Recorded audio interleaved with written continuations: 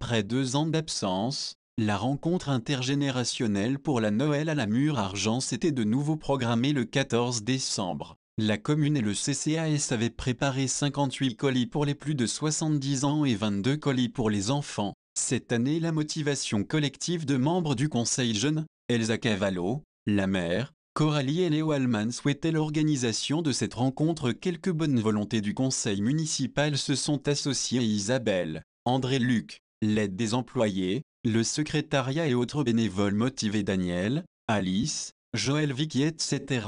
Toutes ces implications ont permis l'organisation en quelques jours de cette rencontre intergénérationnelle. La coordination et la motivation active ouvrent de nombreuses portes. Ces 2 ans sans rencontre pour le goûter de Noël avaient manqué et toutes les personnes présentes étaient heureuses de se rencontrer et de converser autour de quelques friandises et autres boissons. Certains se sont même intéressés à l'histoire du village avec la consultation des bâches et quelques explications de Denise. Une bonne nouvelle n'arrive jamais seule. L'adjoint André-Luc Blanc en profitait pour donner quelques informations sur l'actualité locale. Une annonce importante sera accueillie avec soulagement.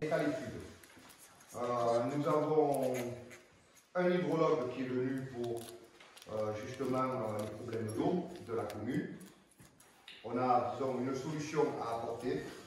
La preuve, c'est que l'eau est revenue. À savoir que sur ces récents problèmes de notre commune, dus à un effondrement, donc on a eu une conduite qui s'est effondrée, certes qu'on a mis un bon moment pour la découvrir, grâce à M. Mistral, d'ailleurs, Frédéric. Donc ensuite, donc, le départ à 1 km d'ici, nous avions un débit de 153 mètres cubes jour, et à cause de l'effondrement, il était descendu donc à 23 mètres cubes 25. Actuellement, le débit est revenu à plus de 100 mètres cubes. Donc vous voyez que quand même la fuite était assez importante. Au niveau de la transition énergétique, c'est à l'étude des pertes énergétiques sur les bâtiments communaux.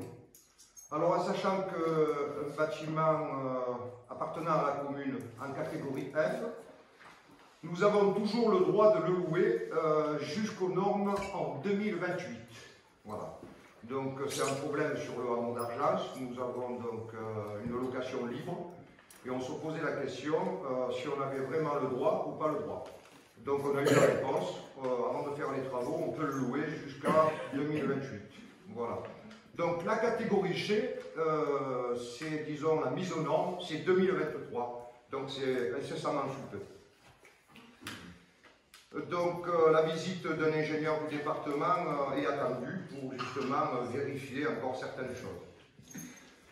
Au niveau de la synchronisation de la départementale, à savoir que l'enrobé relève de la compétence du département et la signalisation complète, ce que les petits traits à droite, à gauche, plus les panneaux, c'est à la charge de la commune. Le rappel du conseil municipal à la majorité, nous avons voté la mise en place de 2 radars pédagogiques, de manière un vers le haut, un vers le bas, de manière à ce que les gens lâchent un peu le pied. La nouvelle disposition de ces nouveaux radars, c'est qu'ils ont une boîte d'enregistrement.